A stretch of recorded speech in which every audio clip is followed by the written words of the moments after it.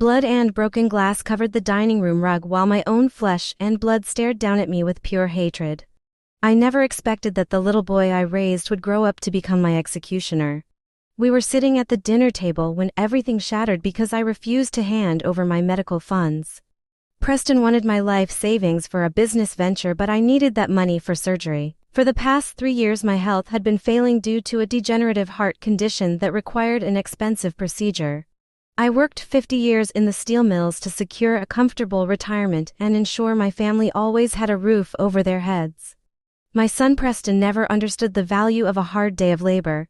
He always looked for the easiest way to make a quick fortune. When Preston married Cynthia, I hoped she would ground him and bring some stability into his chaotic life. Instead, she fueled his greed and constantly reminded him of the luxuries they could not afford.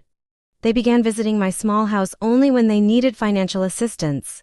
I helped them multiple times until my medical diagnosis forced me to close my wallet and prioritize my own survival. That evening they invited themselves over under the pretense of cooking me a nice Sunday dinner. The atmosphere grew heavy the moment Preston dropped a stack of business documents next to my plate. He demanded that I sign over the deed to my house and liquidate my medical accounts. When I quietly shook my head and said no, his face transformed into a mask of rage. Preston lunged across the table and ripped the reading glasses right off my face with terrifying force. He threw them onto the hardwood floor and stomped on them repeatedly until the plastic frames and glass lenses pulverized into tiny pieces. Cynthia sat perfectly still across from him, watching the destruction without saying a single word or showing a hint of emotion. As I stared down at the ruined fragments, I remembered a brutal match in a boxing gym back in 1975. A heavy hitter named Buster caught me with a vicious left hook that fractured my jaw. That physical pain was absolutely nothing compared to the agony of watching my own son intentionally destroy my ability to see. The betrayal cut deeper than any blade. I slowly raised my head and looked directly into the eyes of the boy I once carried on my shoulders. I spoke 7 quiet words that caused the anger to drain from his face instantly. I told him that he'd just lost his father. The room became deathly quiet as the gravity of my statement began to settle over the entire dinner table. Preston took a step backward as his aggressive posture completely collapsed into confusion and sudden fear. He tried to speak or offer an excuse for his violent outburst, but the words caught in his throat. Cynthia finally shifted in her chair, looking nervously between the two of us as she realized they had pushed me too far this time. I realized in that exact moment that I had spent decades enabling his bad behavior by always cleaning up his messes. By shielding him from the consequences of life, I had created a monster who valued my money more than my heartbeat.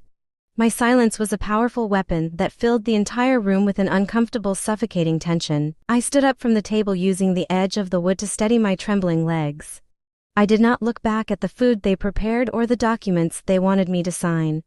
I walked over to the front door and opened it wide, signaling that their time in my home was officially over. They needed to leave immediately. Cynthia grabbed her purse and hurried out the door without looking me in the eye a single time. Preston lingered for a moment, stretching his hand out, as if he wanted to apologize or beg for forgiveness. I remained as rigid as stone, refusing to grant him the satisfaction of a response. He finally stepped outside into the dark, rainy night. After locking the door, I walked back to the dining room and swept up the shattered glass from the floor. The physical darkness of the room matched the emptiness growing inside my chest. I knew that my upcoming heart surgery would be difficult, but the emotional wound would take much longer to heal.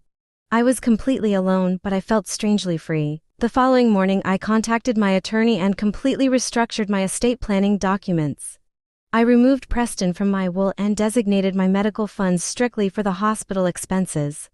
I also filed a restraining order to ensure that neither he nor his wife could ever enter my property again.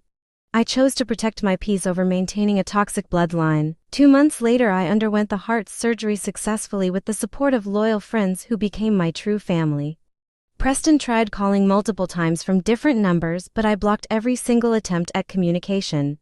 He lost the right to be my son the moment he chose greed over my life.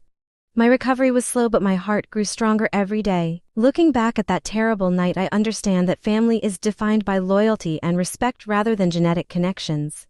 Blood simply connects us, but actions define who truly loves us. I lost a son, but I reclaimed my dignity and my future. True strength is not about taking a punch, but knowing when to walk away from the fight forever.